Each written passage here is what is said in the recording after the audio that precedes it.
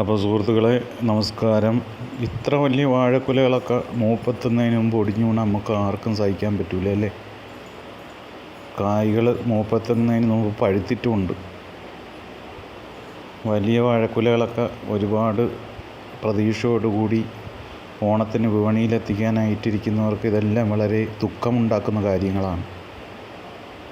ഇതൊക്കെ നമ്മൾ അറിയുന്നത് കുല വെട്ടാറായിട്ട് അല്ലെങ്കിൽ വാഴ കുലച്ചൊരു 1.5-2 മാസം ആകുമ്പോഴേക്കാണ്. വാഴക്കുല നല്ല മൂപ്പെത്തിയതുമില്ല, നല്ല തൂക്കം വച്ചതുമില്ല, വാഴയുടെ ഓജസ്സും എല്ലാം പോയി, കുലകൾക്കൊരു ചൊടിയില്ല. അങ്ങനെയൊക്കെ വരുമ്പോൾ നമ്മൾ തിരക്കും ഇതെന്താണ് കാര്യമെന്ന്. അപ്പോഴാണ് ആരുടെയെങ്കിലും തിരക്കുമ്പോൾ നമ്മളോട് അവർ പറയുന്നത് ഇത് തടപ്പുഴുവിൻ്റെ ശല്യമാണ്, തടപ്പുഴു. അപ്പോഴും നമ്മൾ വാഴയുടെ പോള ഒന്ന് ഇളക്കി നോക്കുകയാണെങ്കിൽ ഇതേപോലെയുള്ള ഹോളുകളും അതിനകത്ത് നിറയെ പുഴുവിൻ്റെ വേസ്റ്റുകളും ചണ്ടികളും ഒക്കെ നമുക്ക് കാണാൻ സാധിക്കും. നമ്മൾ വിചാരിക്കും ഇത് 1-2 വാഴയായിരിക്കും ബാധിക്കുന്നതെന്ന്. അങ്ങനെയല്ല.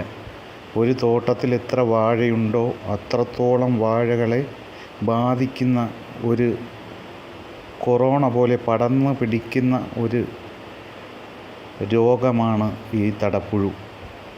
അപ്പോൾ ഇതുണ്ടാക്കുന്ന ഒരു തരം വണ്ടാണ്. വണ്ട് ഈ പോളകൾക്കുള്ളിൽ, വാഴയുടെ പോളകൾക്കുള്ളിൽ മുട്ട ഇട്ടതിന് ശേഷം മുട്ട വിരിഞ്ഞ് ആ പുഴുക്കൾ വാഴപ്പിണ്ടി, അതായത് വാഴത്തട, ഈ വാഴത്തടയുടെ അറ്റത്താണ് വലിയ കുലകൾ വരുന്നത്, നമുക്കറിയാവുന്നതാണ്. വാഴത്തടയിലേക്ക് നീങ്ങുകയും വാഴയുടെ നട്ടെല്ലാണ് ഈ വാഴത്തട. അപ്പോൾ ആ വാഴത്തടയ്ക്ക് എന്തെങ്കിലും പ്രശ്നം വന്നാൽ ആ വാഴ ടോട്ടലി പോയി. അപ്പോൾ നമ്മളിത് അറിഞ്ഞു വരുമ്പോഴേക്കും വലിയ വലിയ കുലകളൊക്കെ ഒടിഞ്ഞ് താഴെ വീഴും. അപ്പോൾ നമ്മൾ തുടക്കം മുതലേ വാഴ കൃഷി ചെയ്യുന്ന കർഷകർ ഇതൊന്ന് ശ്രദ്ധിക്കണം. ഇല്ലെങ്കിൽ നമ്മുടെ കൃഷി മൊത്തത്തിൽ വെള്ളത്തിലാവും. വാഴ കൈകൾ ഒടിഞ്ഞു തുടങ്ങി, വാഴയ്ക്ക് എത്ര വളം കൊടുത്തിട്ടും നനച്ചിട്ടും ഒരു ഉന്മേഷവും കാണുന്നില്ലെങ്കിൽ നിങ്ങൾ അപ്പോഴേ വിചാരിച്ചോളണം പോളയ്ക്കകത്ത് ഈ തടപ്പുഴു അല്ലെങ്കിൽ ഈ വണ്ട് മുട്ടയിട്ടിട്ടുണ്ടാകും, തടപ്പുഴുവിൻ്റെ ആക്രമണം തുടങ്ങിയിട്ടുണ്ടാകുമെന്ന് നമ്മൾ അപ്പോഴേ മനസ്സിലാക്കിക്കോണം. അപ്പോൾ ഇതിനെ ചെറുക്കാനായിട്ട് 1-2 കാര്യങ്ങളൊക്കെ ഈ വീഡിയോയിലൂടെ നമ്മൾ പറയുന്നുണ്ട്. ആരും ടെൻഷൻ അടിക്കേണ്ട. 3-4 മാസം അല്ലെങ്കിൽ 5-6 മാസം ആകുമ്പോൾ ചെറിയ ജൈവ കീടനാശിനികളൊക്കെ കൊടുക്കുകയാണെങ്കിൽ അല്ലെങ്കിൽ പ്രതിരോധ മാർഗ്ഗങ്ങൾ കൊടുക്കുകയാണെങ്കിൽ നമുക്ക് ഈ രോഗത്തെ പൂർണ്ണമായിട്ടും ഒഴിവാക്കാം.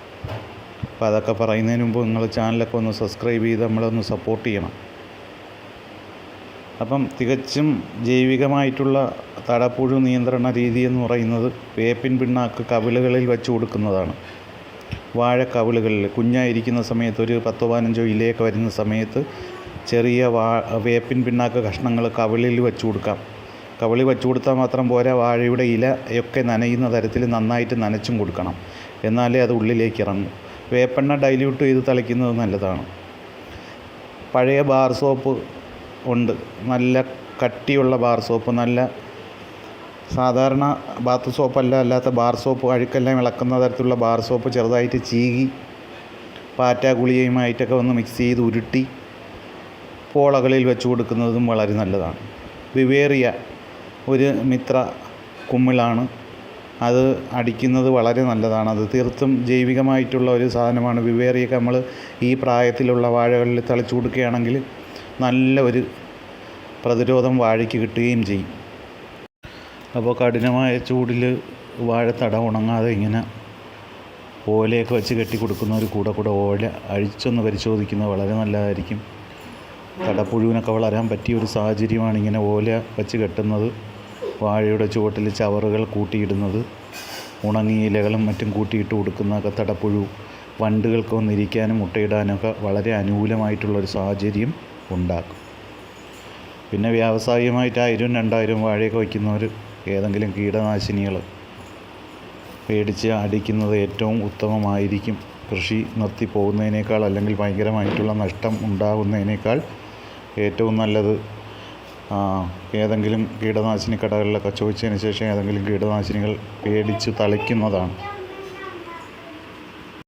ഈ കാണിക്കുന്ന എൻ്റെ ഒരു കിൻഡൽ വാഴയാണ്.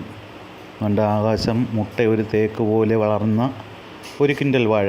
ഏകദേശം 8-9 മാസം പ്രായമായി നല്ല കരുത്തിൽ വന്നൊരു വാഴയാണ്. അപ്പോൾ തടപ്പുഴു കയറി അതിന് എത്രത്തോളം ദ്രോഹം ഉണ്ടാക്കി നശിപ്പിച്ചു എന്ന് നിങ്ങൾക്കിത് നോക്കുമ്പം തന്നെ മനസ്സിലാകും.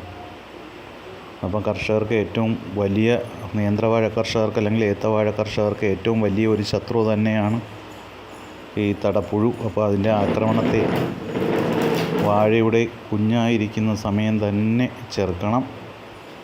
അപ്പോൾ ഈ വീഡിയോ ഒക്കെ നിങ്ങൾ ഇഷ്ടപ്പെട്ടെങ്കിൽ ഞാൻ ആദ്യം പറഞ്ഞതുപോലെ ചാനലൊക്കെ ഒന്ന് സബ്സ്ക്രൈബ് ചെയ്ത് ബെൽ ബട്ടനെ കൊടുത്ത് നമ്മൾ